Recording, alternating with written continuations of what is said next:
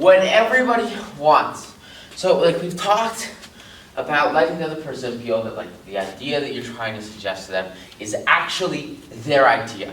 And we've covered looking honestly at seeing things from another person's point of view. But what does everybody want? Everybody wants you to be sympathetic of their ideas and desires. This goes hand in hand, ideas and desires. Like when you're listening to people, this goes right with listening, and being attentive, and being genuine, and being honest, and being sincere. Everybody wants people to sympathize with them. Like, if you look at some of the crazy people, like all the ideologies, all these beliefs, like the whole vision of most cults and most religions, most faiths, is this idea that you all have a shared ideology or a shared desire. And everybody is on the same path to get here, to get these, to grab the results, and to just push them into their lives. And so if you can share something with someone, you can sympathize with what they want, you can sympathize with what they desire, you can sympathize with their ideas, with their mentalities, with their backgrounds, with their fundamental human characteristics and traits. The instant that you can identify with what someone says and say, yes, of course, I agree, that makes complete sense and I am in that same boat with you. If you're in the same boat with someone, all of a sudden, there's an insane desire for them to return that sympathy, return that empathy, and most importantly, like build that deep rapport and connection with you that might otherwise have been just totally freaking lost. That's what everybody wants. They want to feel important. They want to feel significant. And when you sympathize with their ideas and their desires, that's exactly what you do. It's one of the easiest ways to make people feel like they're super important, and thereby one of the easiest ways to really win friends and influence people, which is just the coolest thing ever. And all you need to do is just passionately and earnestly agree and sympathize with what it is that they care so much about. And to see that happening in action, let's look at the crystalline and you kind of break down the fundamentals and what goes on here, which is like super cool. So we start out in Ponyville, and remember, like Cadence and Shiny Armor are having a baby, right? So the deed gets done, they have their kid, and so everybody, the main six,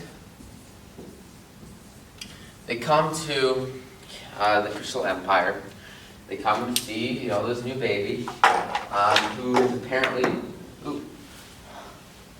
she's born, and she's in like a cradle, and everybody's super excited, super happy, and it's the coolest thing ever. And apparently, she's an alicorn, so that's kind of like a cool, fun thing. It's like cool. So she like flies around, she's got like magic, and cool baby, right? Now, what's interesting is like, they've never really had a baby before, and so in the Crystal Empire, they go through a process called the crystalling. It's kind of like baptism, or just like whatever the equivalent of that is, whatever. This idea is they want to like cleanse the kid and go through this cool, huge ceremony, especially like in front of the entire city. Everybody comes and sees this, and because of that, it's like this huge like public event. And so they take this idea, and they say, all right, cool. And they do it like basically just like in the middle of the big tower in the middle of the city, right? So, this is the huge tower, and they've got like this, big thing in the middle where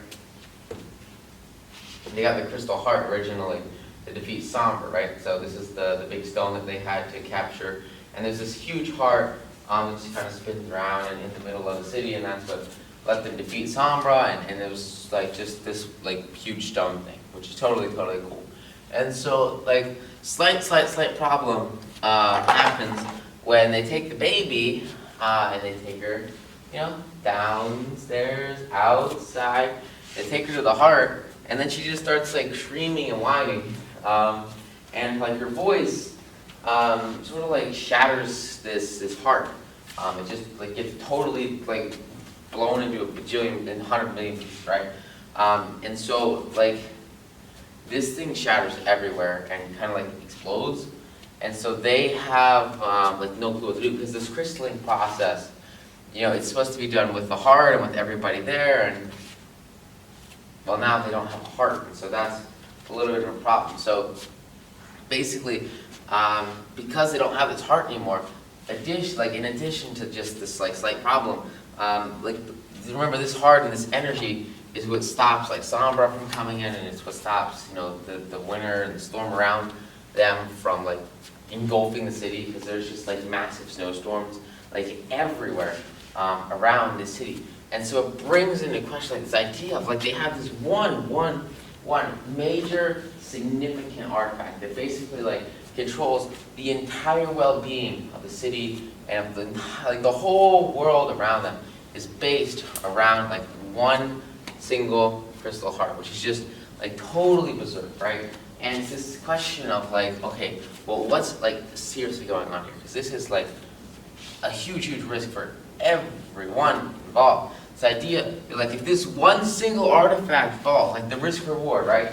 The risk is so freaking huge, because like the whole world basically, as this heart goes away. So like they need to seriously chill out and be a little bit more careful, because this is really important to everybody involved. And so since the kid just like kind of exploded it, it got a little bit of a problem on their hands. And there's a whole lot more about like the family and the development, but like the most important takeaway here is like I remember you know, a long time ago, you guys know Enron, right? So Enron, like huge like energy company, and what they did is there's a really great movie called Enron, you know, The Boys on the Inside. I think it might be on Netflix. I'm not 100% sure. But in this movie, you know, it shows how like, you know, Enron basically like manipulated tons of they literally like created their own financial markets for like natural gas prices. And since they like supplied natural gas to all of California, they would like shut off the natural gas for the entire state, so that they could buy like options contracts for natural gas floating point prices on futures exchanges. And then they would like sell them instantly after the price went up 50%, because they just freaking cut off the entire supply of natural gas. And then they would turn the natural gas back on. And it was just like a whole bunch of like capital market manipulation and total financial fraud. And as you guys know, like they had all their books done by this crap accounting firm. They lied with everything. They were like booking future profits like 5 years in advance and totally fluffing like all their numbers. And so basically they were losing like hundreds of millions of dollars.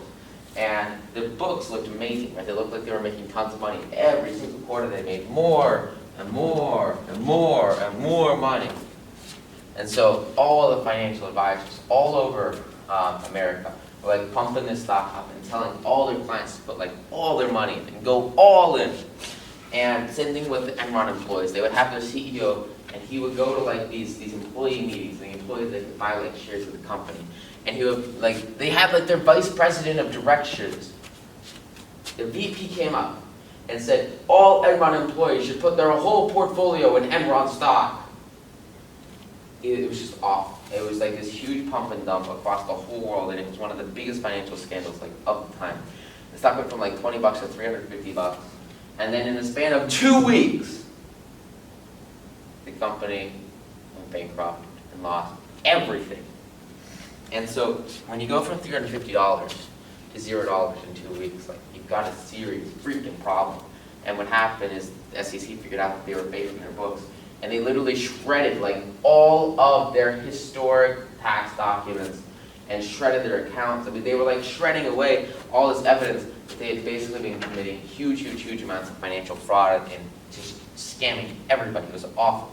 Reporting all these fake numbers to Wall Street and investors and subsequently individuals, which is terrible. And after they went bankrupt, you see a lot of people, they didn't set a stop loss, which is freaking insane. You need to set a stop loss. But they didn't have a stop loss, and so they lost literally 100% of their portfolio, because their whole portfolio was in Enron.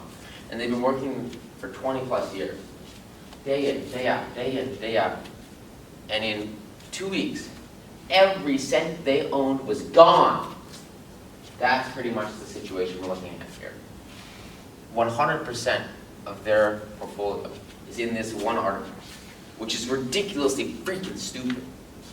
And so, if there's any problem here, it leads to the complete and total destruction of practically the whole city, which is a serious issue. And so that's sort of what we're looking at here. It's also why you want to get really good at money management and asset allocation, so you can make a bunch of money. But that's not what this is about. That's what 90 Dunes is about. But you know, it's just such a different. Anyway, that's sort of the background here. This idea that like this is the core of their city. And so, as this like deadly smog and ice and everything is like coming in from the world around, starting to embrace and tackle in the city. We start to get into the second part of the crystalline, and everybody, they basically, okay, so they're trying to figure out what's going on. What should we do? So they go to this huge library, right? They got this big library in the Crystal Empire, and Twilight goes with their friends, and then Cadence comes, signing armor, stays back to sort of protect everything. Not a huge deal. And then I guess like Applejack and a couple of them, they stay back to sort of keep people from seeing that there's a heart, so they have like these huge curtains. They aren't letting anybody see that like the world is basically ending in front of them.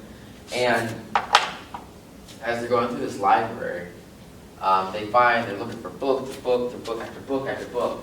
What can we find that'll tell us what to do for a crystalline and how to make this stuff work again? And they have no freaking clue until they find the one magic bullet, the one book that says the exact answer they need, and they can see it. It's right there. That's their answer. They spend like literally 8+ hours searching through these books to find this one book. And then Pinkie Pie comes in with the baby, and the baby like sneezes and like shoots out this huge like laser beam ray from like its horn, and bounces off the walls, bounces off the bookshelves, and this giant laser goes right past Twilight's head and swoops right into the one book that they needed. So let's say we're like where attention goes, right? Energy flows. Twilight was so focused on this book. Literally every single person in the room was focused on this book, and because of that, through some terrible, unlucky circumstances, some sets of events, this giant freaking laser tore right through it. And there's not like a sound base for this, but it's the idea that like where you have all your energy focused, that's where anomalies will occur. And so, just a really powerful idea here, that if you focus on your goals, like your goals will be attracted to you. This is something that's developed so much more in Think and Grow Rich, but you see it applied here, this idea that all the focus is on this one book, and that's why this laser beam goes straight through it, instead of any other book on the entire library. So after they freak out, they have no clue what to do. And so because of that, Starlight comes to the solution. Starlight comes to save the day. And she finds her old friend. This is her old friend that like was her first friend ever years and years and years ago. Went to magic school, and apparently he didn't really do that well at magic school, but he did his best, and he's learning and he's studying and he's doing his thing. I don't know, I guess what people that study their whole life do. And so Starlight finds her magic friend, and they're talking and they're connecting and they're getting back together with history and learning about each other and what they're doing. And they realize that like he kind of has an idea of what they could do, and he sort of knows the spell that they could use to recrystal the heart and to get everything going over here, and also to get the baby crystallized and all the perfect things that needs to happen. And so she convinces them to come and work with everybody and join the team and help out. And what she does, right, she adds him into this social group. She adds him into the mastermind, and they all join together to work as a team towards a better future, towards the life that they desire, which is so important. And it's expanding their influence of friendship, and thereby expanding what they can do together, which is like the goal, right? They want to be together. And so as he comes in and as he joins together, he has this scroll that he's been working so hard on, and it's like the culmination of like all his work in this one thing. And so he goes to the ceremony, and in front of all the whole crowd, like everybody outside, it's getting freezing, and like they have no clue what's going on because the whole storm, the whole winter is coming and embracing, it's closing in on everybody because they don't have his heart. And he goes through the ceremony. He just freaking does it and takes action and goes hard immediately. And as he does that, as soon as he goes 100%, he just does the ceremony. The baby is crystallized, and Cadence gets the kid. Shining Armor's happy. Everyone's happy. The kid is happy. Went through the process, and it's like good now. And then all of a sudden, all the love, all the connection, all the friendship from this crowd, seeing this significant event, restores the heart, and it goes back into being 100% all in, and saving. It goes back full blast, full power, and now all of a sudden, the city is A-okay and everyone's awesome. So just like a total reconstruction of that like main asset that they have. It saves like the whole city, right? And it kind of reminds me, like, back to that Enron story, this idea that you can't come back and you can't succeed. And I know there's this one story that really, really stuck with me. This idea, there was this one employee, and he was working for Enron for years and years and years. He lost everything when the company went bust, and he spent like so much of he's just like an employee for his whole life, and he spent like 5, 10, 15 years after that. I think about 10 years when the movie came out. Just working for the U.S. Postal Office, and he was just like a post office driver for his whole life afterwards. And all he would do is invest in like quality investments that were like solid, right? Just like marketplace returns. And that's where he found his financial freedom. That's where he found his ability to build no savings and retirements with like actual quality investments. So it's the same thing here, right? They take the strategic, quality approach to it. They go through it with an expert who makes it happen, and as soon as he makes it happen, they have a total and complete connection, and they succeed and have complete victory. And they abolish all the struggles that used to be and replace them with successes for the future and huge impact as they fulfill their total and complete overarching potential and succeed, which is like the coolest thing ever. And also you get a new character, right? So he's going to be incremental, and we'll start to see him more and more. Because look, as friendship grows, and as you grow your sphere of influence, as you grow your mastermind, like that stuff lasts for ages, right? I mean, you can have friends that you meet in 2 hours, and if you're just deeply interested, deeply passionate about listening to them and connecting with them, all of a sudden, those are friendships that maybe you forge in like one day, and it can last literally for the rest of your life. And all you have to do is just continue to work on it, continue to grow with it, and it can change everything for you. I've gone through this so often. I mean, I meet someone at a conference or a convention, and they're like super driven and super motivated and super accomplished and super like awesome. And I'll stick with them like forever, right? And all you have to do is just that little bit of continuation and connection at the beginning, and you're freaking set for the rest of your life, which is like super cool. And it's like a friendship asset, which is awesome. All right, awesome. So the gift of mob pie. Oh, this sounds so fun. Okay, so Maud and Pinky like have this thing they do every year. Well, they'll exchange gifts, right? And Pinky gives Maud her gift, and Maud gives Pinky a gift. And they do like this cool little best sister gift exchange ever. And they love it, right? And so Rarity joins them this year just to kind of like be around and say hi and have fun. And they go to Manhattan, right? And in Manhattan, it's it's a rougher city, right? And so they're going throughout the town and they're trying to figure out what to get each other.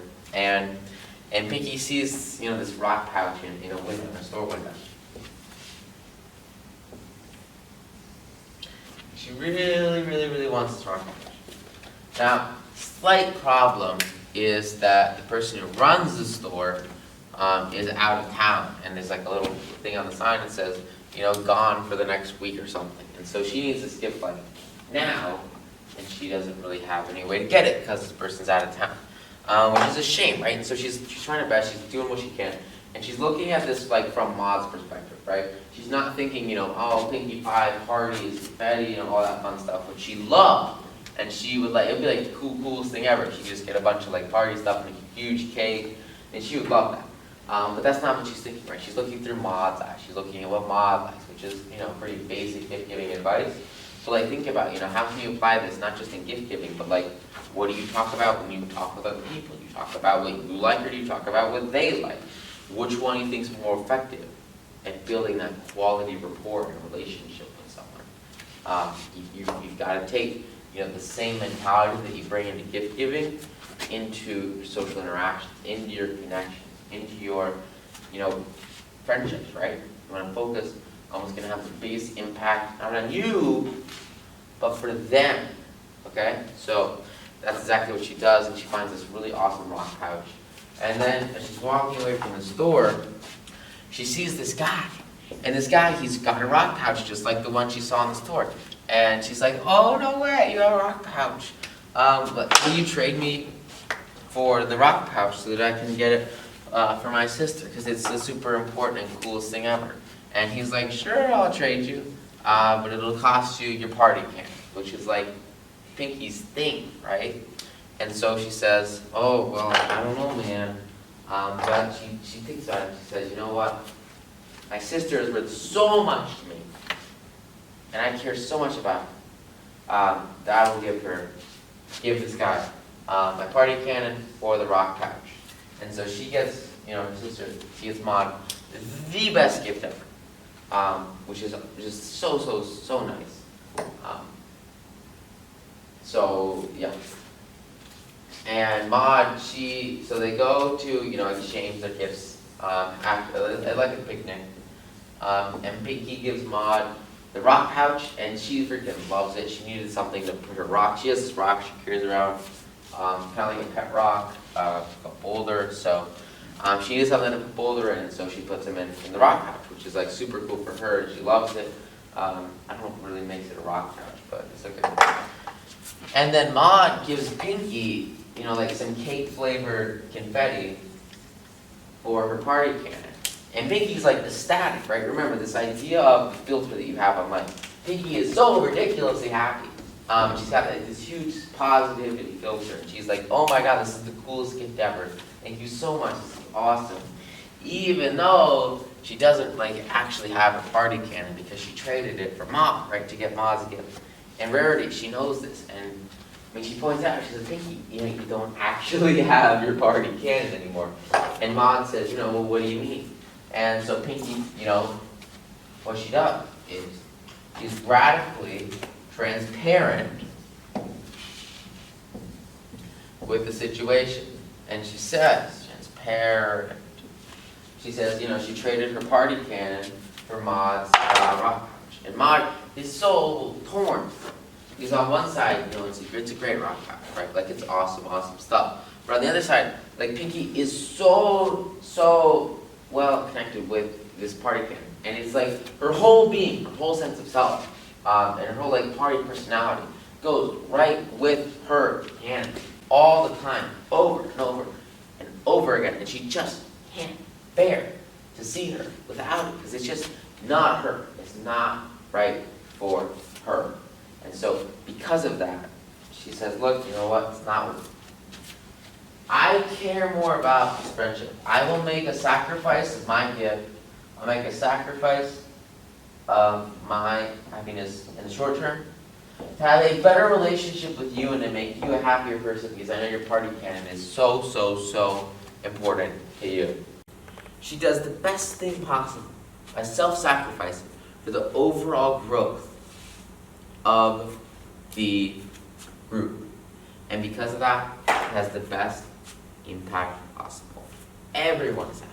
Everyone succeeds. And they realize they can just come back another day to get that done and to get the goods, right? So it's not a huge deal.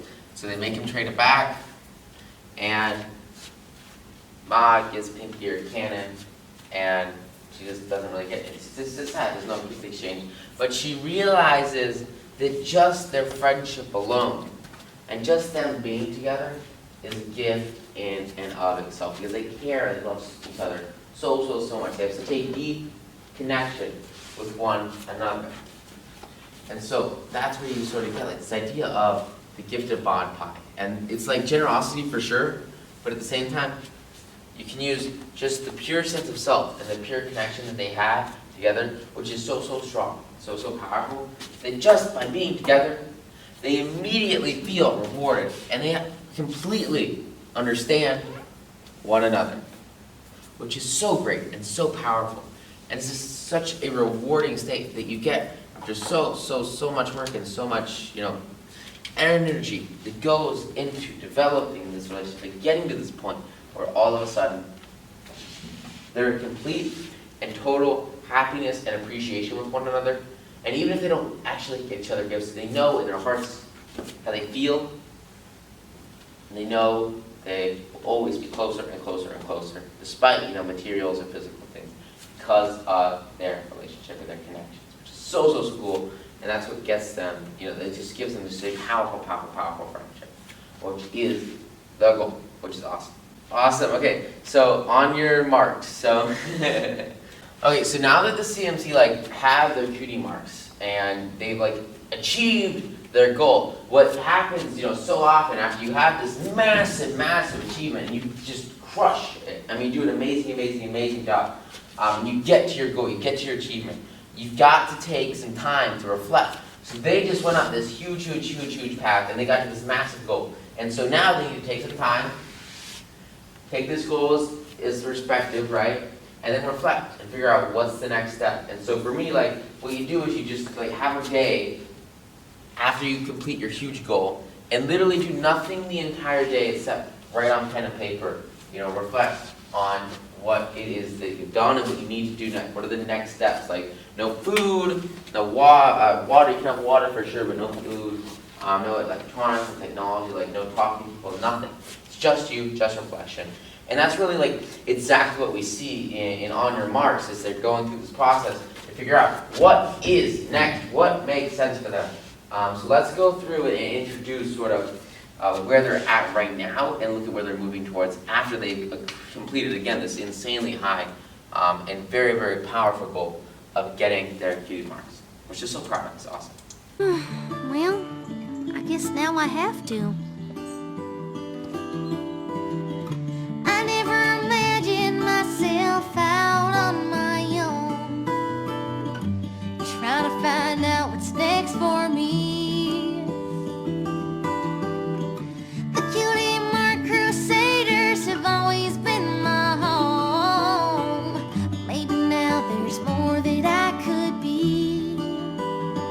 I guess as time goes by, every pony has to go out on their own. Maybe someday I'll have to try something new that's just for me, a little something that could be just my own, and I won't feel so left behind. We used to say that we'd be always side by side. Maybe things are changing and this could mean goodbye. I always thought our friendship was all I'd ever need. We've always been crusading. What else is there for me? I guess as time goes by, every pony has to go out on their own. And maybe someday I'll have to try something new that's just for me, a little something that could be just my own, and I won't feel so left behind.